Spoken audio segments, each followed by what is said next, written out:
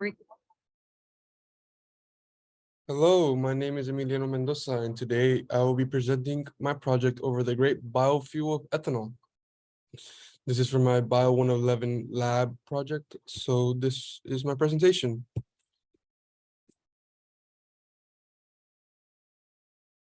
So what is the biofuel known as ethanol? Ethanol is a domestically produced alternative fuel, most that is usually produced by corn. Ethanol is an important industrial chemical that is used as a solvent in the synthesis of many organic chemicals and as an additive to automotive gasoline.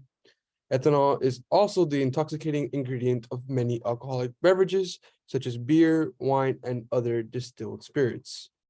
Uh, this was first introduced in 1826. Its debut was to power internal combustion engines, and this raised interest for different entrepreneurs and agriculturists as a possible alternative fuel.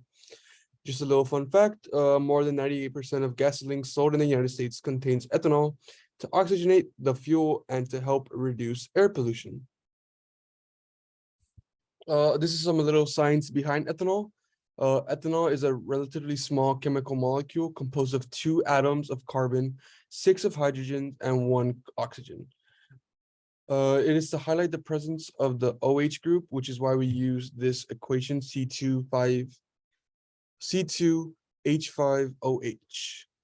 The presence of the OH groups makes the ethanol a polar molecule. The synthesis of ethanol can be performed both by chemical and microbiological processes. In the chemical process, ethanol is produced by ethylene hydration, while the microbiological route is produced by fermentation using yeast. In the chemical process, ethanol is manufactured by reacting to ethene with steam. The formation of the ethanol is exothermic and the reaction is reversible. These are some types of production of ethanols. There is a starch and sugar-based ethanol production, which most ethanol that is produced in the United States is from starch-based crops, is usually corn, by a process known as dry or wet milling processing. Dry milling is the grinding of corn into flour, and it later ferments into ethanol with other products of distilled grains and carbon dioxide. Wet mills plants primarily produce corn sweeteners along with ethanol and several other co-products. There's also cellulosic production. This is the making of ethanol from cellulosic feedstocks such as grass, wood, and crop residues.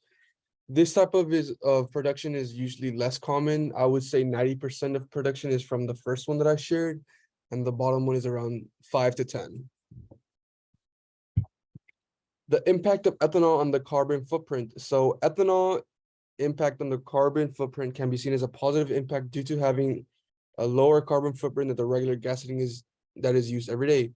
The stats include 1 gallon of ethanol produces 4% fewer emissions than gasoline, which is 8,595 grams of CO2 compared to 8,887 grams of CO2. And the average ethanol emission rates for the vehicle models are 22% lower compared to the gasoline. It might seem like a little difference, not that much, but anything helps.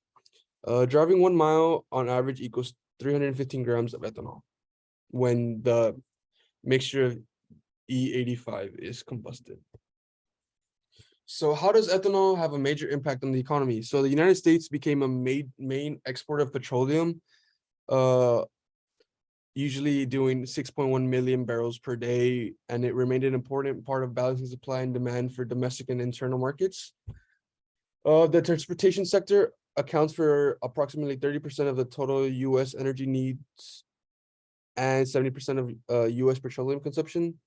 So ethanol comes into play as in it helps reduce the fuel consumption, and it continues to strengthen national security and reduce transportation energy costs for businesses and consumers. The production also increases many jobs in rural areas where opportunities can be scarce and they are needed the most.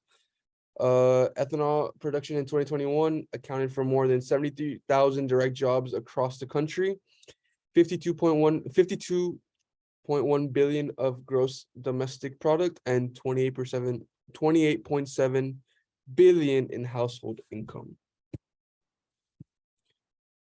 How does the United States market the use of ethanol?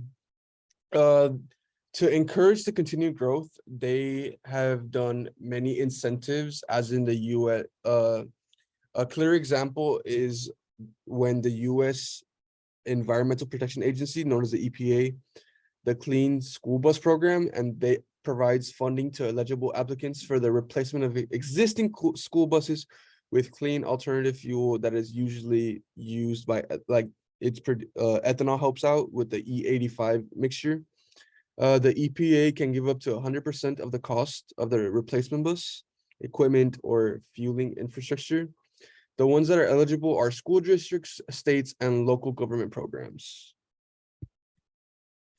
These are my sources that I used for this presentation, and this concludes the end of my presentation. Hopefully, this gave you a better understanding of the biofuel that is ethanol.